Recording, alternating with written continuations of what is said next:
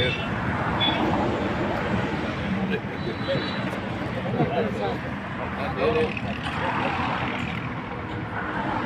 lakhs मारा भाई।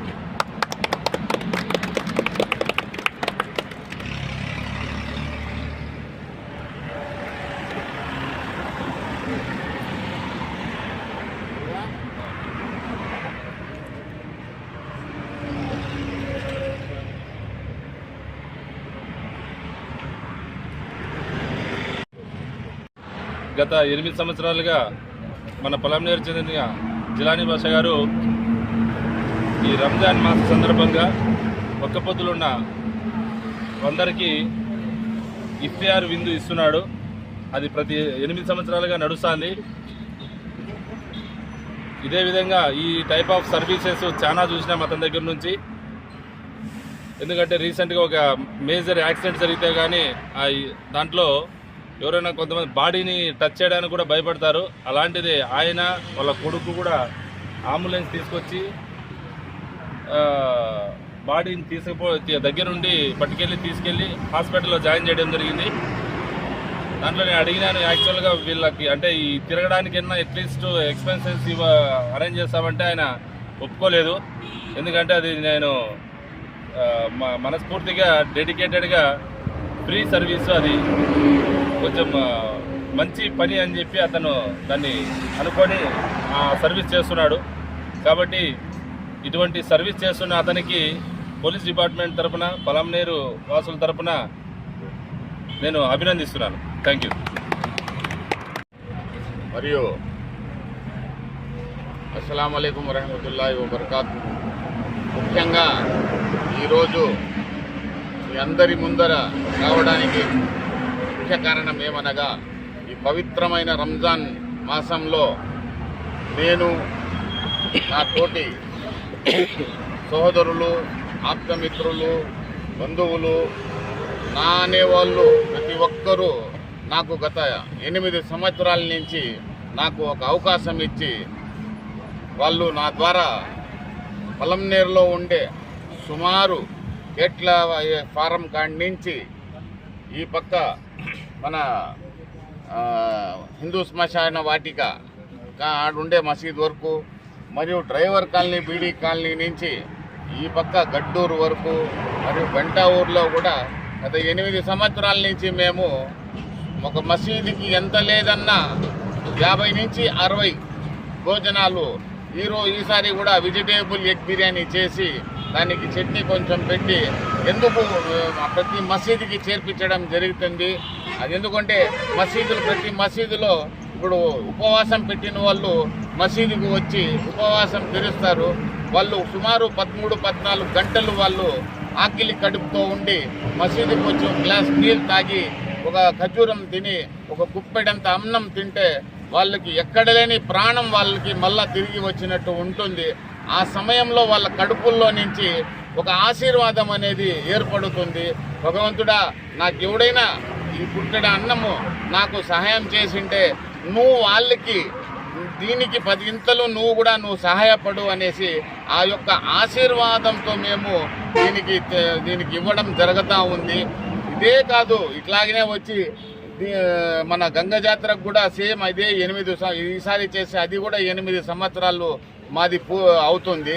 ఆ పరమాత్మ నేనేం కోరుకున్నట్టే, ఈ అల్లా పరమేశ్వరుడు, ఈశ్వరుడు, ఆ ఉప్పర్వాల పైవోడు మాకు ఈ 8 సంవత్సరాల నుంచి ఎక్కడ ఆగకుండా దీనికి నిత్యం మా ద్వారా వచ్చి ఈ యొక్క సేవ మాకు చేయడం మాకు అవకాశం ఇవ్వడం నిజంగా చాలా సంతోషము.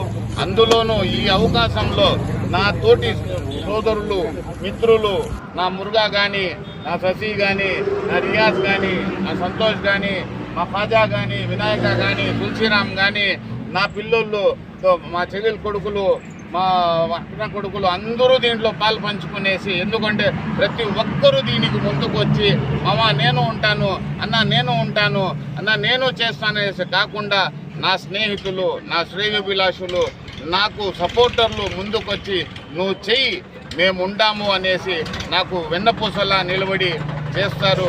నిజంగా నేను అసలు ఇది ఏదైనా ఉంది కానీ నాకు ఉండే నా సపోర్టర్లు ఈరోజు వాళ్ళ వల్ల ఎంత వీలైతే నాకు సహకరిస్తారో నేను అంతగా ముందుకెళ్ళి నేను ఏదో అంత వృత్తాపతి చేసి నేను ఒకటి నేను కోరుకునేది, ఇది ఈ అన్నం మేము పెట్టి మేమో దీంట్లో రాజకీయం చేయాలా, దీంట్లో మేము పేరు సంపాదించుకోవాలా, ఏమో పెద్ద అన్నదాతలు అనేసి ఫ్లెక్సీలు వేసుకోవాల్సిన అవసరం మాకు లేదు. ఇది పెట్టి ఎందుకంటే మేము వృత్తిరీత్యా మేము డ్రైవర్లు, ఇక్కడ చాలా మంది డ్రైవర్లు ఉండాం. మా పెళ్ళం బిడ్డల కోసం మేము ఊర్లు పోతాం, దూరాబారా పోతాం, రాష్ట్రాలు విడిచిపోతాం. కానీ ఆ పెద్దోళ్ళు, మా పూర్వీకులు పెద్దోళ్ళు ఒక మాట అంటారు, గుప్పడంత అన్నము నువ్వు కానీ ఒక ఆకిలితో ఉండేవానికి నువ్వు పెడితే దీని ద్వారా పరమాత్ముడు నీకు 4 గింతలు ఇచ్చేదే కాకుండా దీని ద్వారా నీ పైన వచ్చే ప్రతి కష్టాన్ని నీకు తప్పిస్తాడు నాయనా అనేసి మా పెద్దోళ్ళు చెప్పేవాళ్ళు. వాళ్ళ మాటని నమ్మి మేము అప్పటి నుంచి వచ్చి మా పొలం నెలలు ఏడైనా కానీ ఎప్పుడైనా కానీ ఎవరైనా కానీ ఆకిలి అంటే మాత్రం నేను నా టీము ఎప్పుడు వాలిపోతుంది.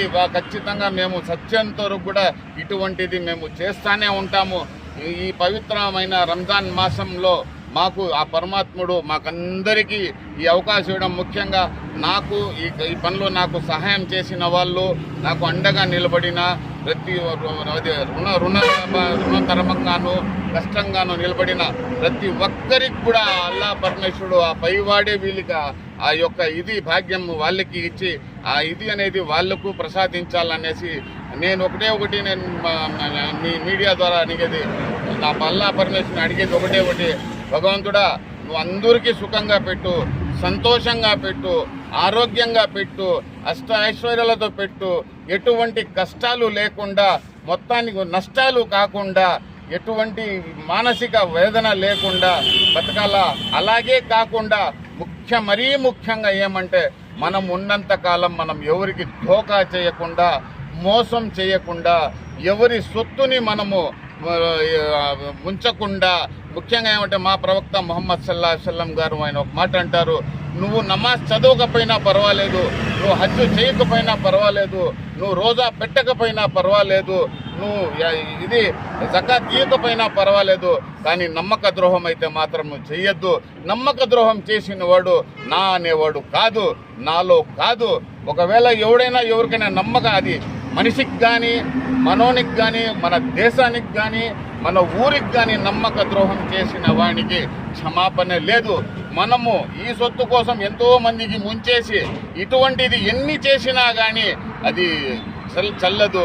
ఈ అవకాశం నాకు కల్పించి, నాకు ముందర పెట్టి, నాకు ఇది చేయమనేసి నాకు నా వెంట ఉన్న ప్రతి ఒక్కరి కూడా మీ మీడియా ద్వారా నేను కృతజ్ఞత తెలుపుకుంటా ఉన్నాను. అలాగే కాకుండా అడ్వాన్స్గా ఇప్పుడు మాకు భగవంతుడు దయ వల్ల ఇప్పుడు మాకు ఒక పండగ కాదు, 2 పండగలు వస్తూ ఉండదు. ఒకటి మాకు రంజాన్ వస్తూ ఉండదు, రెండోది మా ఉగాది కూడా వస్తూ ఉండదు. ఇది 2 మాకు కలిసి రావడం నిజంగా మాకు మేము చాలా అదృష్టవంతులమని భావించి నేను మీ ద్వారా ప్రతి ఒక్కరికి రంజాన్కే కాకుండా ఉగాది కూడా శుభాకాంక్షలు తెలుపుకుంటూ ఈ అవకాశం ఇచ్చిన మీకు అందరికీ